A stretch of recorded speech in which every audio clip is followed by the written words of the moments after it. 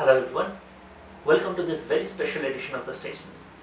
Today we have with us in conversation India's most famous mythologist, Mr. Devdutt Pattanaik.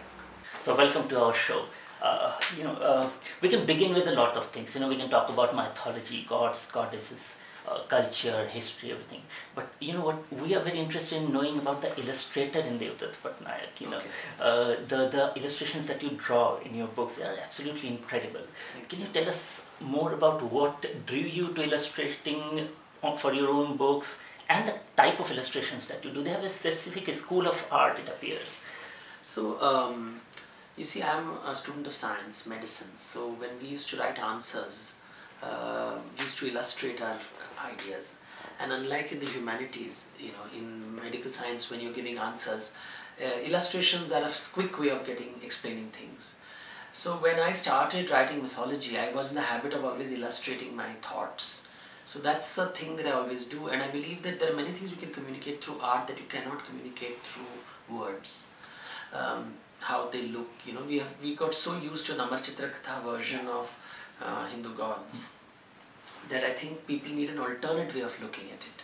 And I think one of my ambitions was to create a different vocabulary by which gods can be seen. So it's a combination of traditional miniature art like Pattachitra, Kalamkari, but it is also based on very Western lines. So it's based on Mario Miranda's work. You can see some of the influences of Mario Miranda. A lot of black and white cartoonists in the world who use just black and white lines with very less shading. I am very influenced, Audrey Beardsley. So there are different, but it's self-taught. I have not learned it from All you learned on your own and yes. Drew and depicted all of that. Yeah, so I've been drawing from childhood, so I've always been an artist. So does it not have this influence of Odisha's culture in it, in your art? A little Do we bit. get a reflection See, the thing is, when you look at Pattachitra or you look at Jami Roy's paintings, they use these kind of lines, but they are not very expressive. So miniature paintings don't usually have expressions, they are very flat. I am very particular about expressions, so there is a very strong emotion that I try to present in my imagery, especially using the eyes, because in India the eye motif is very important, but also the lips and the hands, and I try to stylize it a bit, so it doesn't look overtly religious, but it's communicating the idea. For me, communication is important. So that so there is not too much of clutter in the drawings. They're very straightforward and to the point. So that's what I do. Okay. So while writing about Hindu mythology, you have gone through so deep in the research and everything that you have written about. What have you, as a researcher, learned from all of your studies? I think I've learned that the world is diverse, and anybody who tries to give a singular answer does not have enough knowledge. Hindu mythology itself is diverse. There is no one Hindu mythology. It has evolved over history. So stories that existed 3,000 years ago transform over 2,000 years, 1,000 years. Stories which are found in Odisha are not found in Bengal, are not found in Maharashtra, are not found in Tamil Nadu. So there is a historical diversity, there is a geographical diversity, different communities tell different stories. So my biggest learning has been to realize the diversity of ideas and how they relate to each other, how they connect with each other, how they influence, and how they are usually expression of a period. So that's my biggest learning. There's no fixed idea. It is constantly evolving. It's constantly in a state of flux. That diversity, do you see that even now in our current society, in political spectrum, anywhere? Well, you do. For example, there's Navratri going on right now. If you go to a Bengali puja pandal, you will see people eating non-veg and eggs and mutton. And when you go to North India, they're all vegetarian right now, fasting. That itself is a diversity of rituals in India. Many parts of India, animals are sacrificed. And increasingly the animal rights activities are saying tone it down. These also happened in the past. You do see shifts in history. So you see the diversity over here. You see different versions of Hinduism floating around. There is a BJP version of Hinduism. There is a Congress version of Hinduism. There's an intellectual version of Hinduism. There is a ground reality of Hinduism. Every guru is presenting his own different Hinduism. So you do see different types of Hinduism. in our interview that you gave for us, you said that Hindu is someone who seeks answers of solace through Vedas and Puranas. Yes. Would you please elaborate on that? What do you mean by specifically by this? How See, every human being is seeking solace for his life, trying to make sense of his life, and we are all seeking solutions to problems. So that is human. But where are you looking for them? The moment you start looking for them in the Vedas and the Puranas, you are part of the Hindu system. So a simple definition is be your parents are Hindu, therefore you're Hindu. That's not a practical definition. That's a nice theoretical definition. But I think the practical definition is someone who's seeking answers to his questions and seeking comfort through Vedic ideas, Puranic ideas, through the rituals, the temples, the festivals of India. I think that for me is a Hindu. And then what is Hindutva? Hindutva is a political ideology which is based on a kind of justice to Hindus because of assumptions about atrocities done against Hinduism. So that's a political ideology. It has nothing to do with faith and religion. So it's a political ideology that enables you to create a villain, that enables you to get angry, that enables you to rabble-rouse, to make people angry. So it's not based on love or pleasure or kindness and generosity. So that's the fundamental difference. It's called the mythology of the wound. Across the world there are religions that are based on a wound, that you have something has hurt you and you're trying to solve it. So you have these, lot of activists use this, victimhood. So Hindutva is rooted in the notion of victimhood, that the civilization has been hurt by foreign invaders, Muslims and Europeans, and now we have to reclaim our past. So it's based on a wound, which is nothing to do. Hinduism is not based on the wound. So it's a completely political thought. It's not. Well, it is designed by politicians, so it can't be anything else. It's not designed by wise men who are happy. There are no women who write on them. It's not a tradition, it's a 100-year-old tradition which comes from men who are politicians and aspiring to save Hinduism and their own versions of Hinduism. There is no ritual, there's no prayer, there's no philosophy other than anger, a lot of anger. When we talk about religion, there are, like we had in our interview, we spoke about, different religions have their own way of saying that this is God, this is the one true God, and things like that.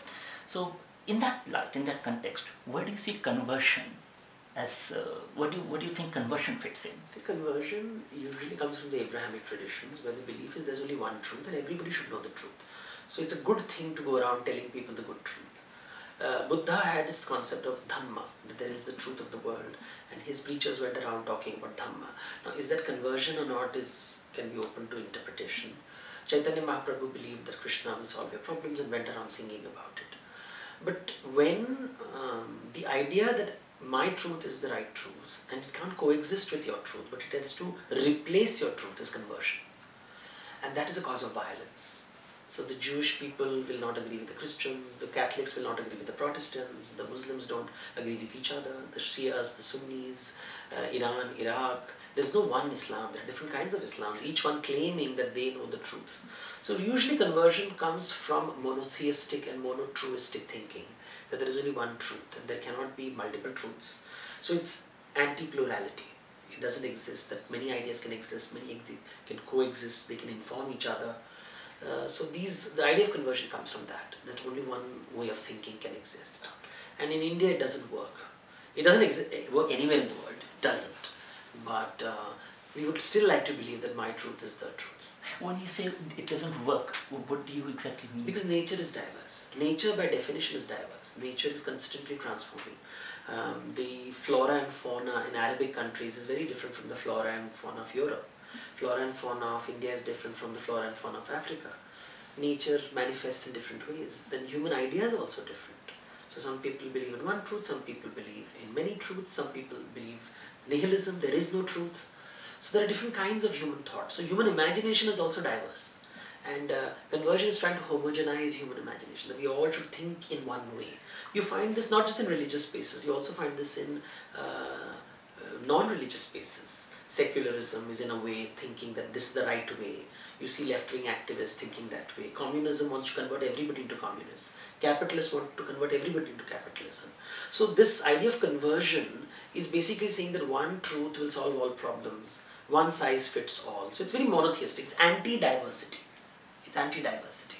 And it works to a point. The Catholic Church would not have broken down into the Protestant Church, the Lutheran Church, the Methodist Church. Why are there so many different churches? Simply because one idea does not fit all. We want variations of it. South American Christianity is very different from African Christianity. Christians in India, in Kerala, there are 50 denominations of Christianity.